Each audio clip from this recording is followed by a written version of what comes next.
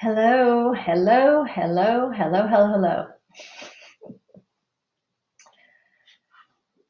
Hello there. I am testing something right now, and I bless you while I test it.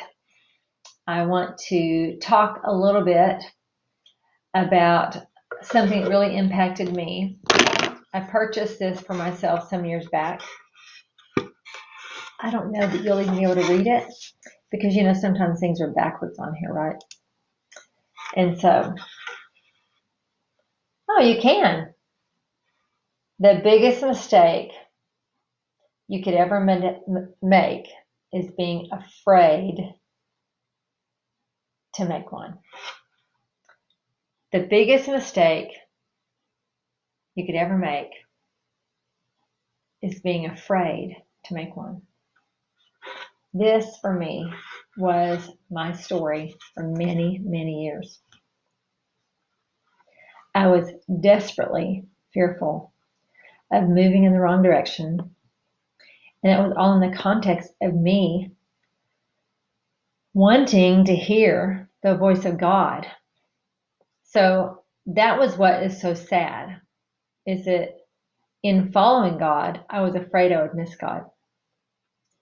And in that journey, I missed the whole point, which was the discovery of that God, that Father, Son, and Spirit living inside of me and being with me as I journeyed into sometimes mistakes. And so it has been quite a journey learning. Last year, I actually followed what I thought was God. And it was within a month's time. Actually, it took me a couple of months to even think about it, where I was doing my best to hear, to know whether that was the direction I wanted to go in. And then I made the decision literally on the wire at the end of December. And then by the end of January, I knew that that was not the direction that I was supposed to go in. But I had already put in money. I'd already made a commitment. I'd already gone fully, really 100% jumping in that direction, not realizing until, like I said, the end of the month, that I had probably made a huge mistake. Not only a financial mistake, but an emotional one and a mental one. And it was draining and it was exhausting. And it could be that it is still something I am going to do because I'm so committed to do it, because it was a contract. However, it might be something that I just take a loss on. I haven't decided yet, because after a while, the season changed so swiftly to where we're not going out and about anyway. And so that issue is safe and secure in a little place in my mind, waiting for me to hear in a different way and to know what the direction is. And so it's interesting to me because with everything within me, I thought, hey, this is what I'm supposed to be doing. But honestly, maybe it was not. And now I'm okay with that. I'm okay with making a mistake. I learned so much through it. I made some new decisions while I was actually making that decision. I was making new decisions.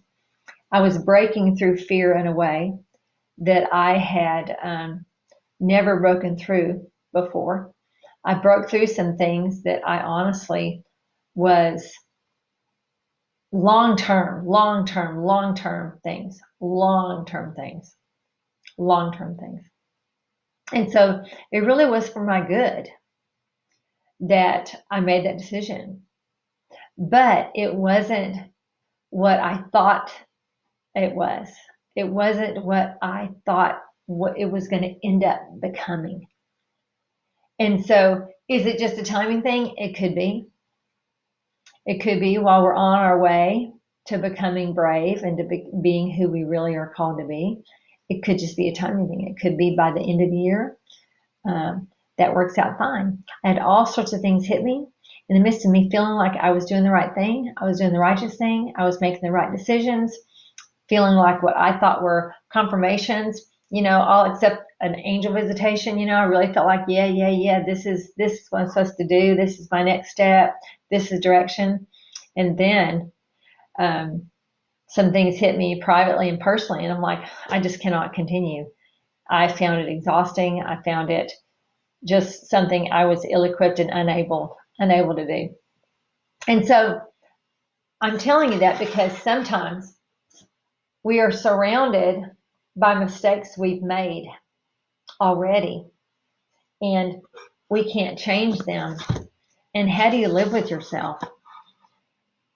How do you keep from moving forward with regret? How do you stop and find joy in the midst of the debris? What is it, and how do you handle it? And all I can tell you is the way I've handled it is really receiving the peace that's on the inside. There's peace on the inside regarding the mistake I made.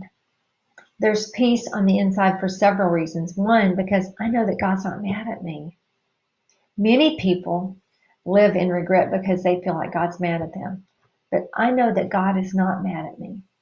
That is not the problem. It's not that he's upset with me. He's not disappointed with me. They're not on the throne of my heart saying, well, you really screwed that up, Donna. They're not doing that. They're not doing that to me. I don't believe they're doing that to you. I don't believe anything like that is happening with you or me in the midst of our making errors, in the midst of our heart being even in a wrong place. Even in a wrong place. I don't believe God's there beating us up and whipping us like we're dogs or something. No, I believe he is gently corralling us. I'm studying some of the Psalms again, and it's so beautiful to me, the imagery of the shepherd with the sheep. And even though we're not sheep, the imagery of our being his sheep, the imagery of our being his kids, and him leaving the one, him leaving the 99 to go after the one, or him leaving the one to go after the 99, and trusting the one or trusting the 99 with the Father, who is the ultimate shepherd. So I want to just put some strength in you today regarding if you've made some mistakes, whether your heart was right or wrong, doesn't matter. If you've made some mistakes and you're like, man, I didn't see that coming. Oh, I should have said this. I should have said that. I should have done it this way. I should have done it that way. I should have waited. I should have kept my mouth shut. Oh, I should have followed the prompting that was taking place on the inside of me. And if those regrets are niggling at you and knocking on your door to get you to live in that mistake, you've got to stop and you've got to reevaluate and go back and let it go. You got to forgive you. You got to forgive any misunderstandings that came about it. In the situation I told you about, I contacted the person I have the contract with, and really we communicated back and forth, and they were very, very gracious and said, take the time you need and let's just see how things roll out. And then all this happened globally, and so we're all kind of at a standstill right now regardless. But I'm very thankful that there was this attitude in that person that met me where I was. And I was very honest. Look, I'm not even sure that this was God. Very honest. Instead of being the super businesswoman, being the entrepreneur, hey, I've just changed my mind, and I don't want to do this contract anymore, and I want to Instead of doing that, which is the pride card, the arrogant card, instead I was like, you know what, this is the truth. I think I missed it. Now, in the midst of all that, I want to tell you something. The beauty of that miss is I gained some relationships along the way. I gained some people in my life that we may not be really super, super, super close, but we have turned into business associates. And we do communicate with one another. And my life is enriched from that mistake. My life has been enriched. There's value that I gain from that mistake. And I believe there's value they gain from me making that mistake because relationship came out of it. And to me, that's a beautiful thing. To me, that makes it all worthwhile. You understand? And so if you look and reevaluate and look and recalculate whatever it is you're holding on to, whatever mistake, whether it was 3 months ago, 6 months ago, 10 years ago, 20 years ago, what have you. Maybe you're in a marriage and you wonder how the hell you got there. Maybe you have a kid that is running the roads in a direction that you did not anticipate. Maybe you have a parent that's running the roads in a direction that you didn't anticipate. Maybe you are in an activity that you did not anticipate and you feel stuck. If you will take a breath, just take a breath and listen for the voice of the one who lives inside you. I do believe the intention of the Father, Son, and Spirit inside is to lead and guide us. Spirit will lead and guide you into truth. Whether you're in the most heinous crime, or you're just in a simple mistake, or you're in a contract and you're stuck, or you're in a relationship that you wish you weren't in, or you've lost a relationship you wish you didn't lose. There's all sorts of scenarios that come up in my mind and my heart right now. But if you will stop and if you will reevaluate, and you'll reevaluate with the voice that lives inside you, if it leads you into truth, if it leads you into peace, if it leads you into being corrected, not condemning you, but correcting you, if it can show you this thought, this idea, these voices can show you the process that you could have taken and then the process you can take, then more than likely that's the voice of truth, leading you, guiding you, strengthening you, helping you. And then you can help other people by the mistakes you've made, by the relationships that you've gained, by the value you've received or given. You can move forward in that. Listen, this is a very interesting season. This is one of the strongest seasons we've probably been in. And if you think about the fact that's going on the globe right now, there's all sorts of shenanigan emotions going on. All sorts of things happening on the inside of the heart of mankind. And if you're a touchy-feely person, you might be feeling a bunch of that stuff. You might even think it's you when it's not you at all. You might need to stop and recalculate and reevaluate emotions and feelings that are taking place inside of you that may not be you at all. They might just be places you have empathized without realizing you've been in empathy instead of compassion. Now, my personal opinion, I'm going to teach on this one day, that empathy is the enemy of compassion.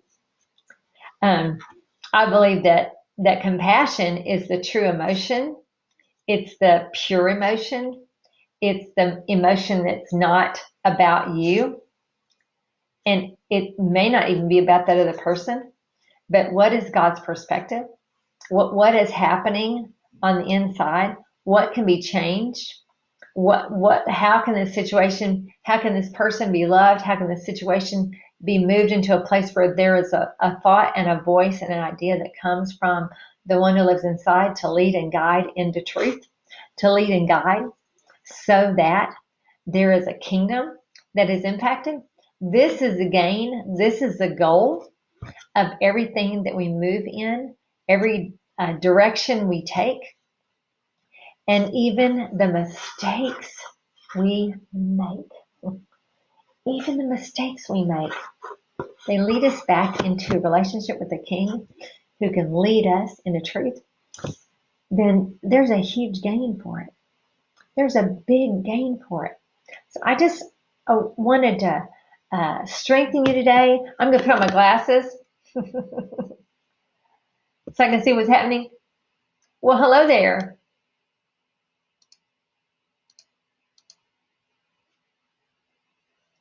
And just bless you today. If you found value in this, please feel free to share it.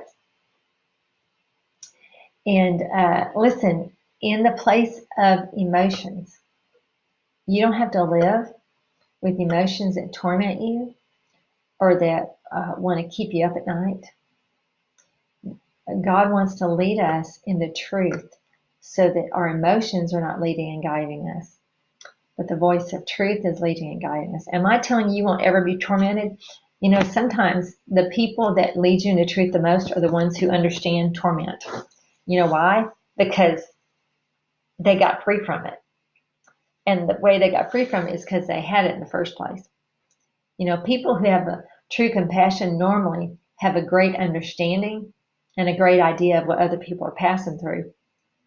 So they can see from a perspective to help that person not just pull through, but get on the other side so they can be strong enough to pull somebody else into the other side of where they need to be.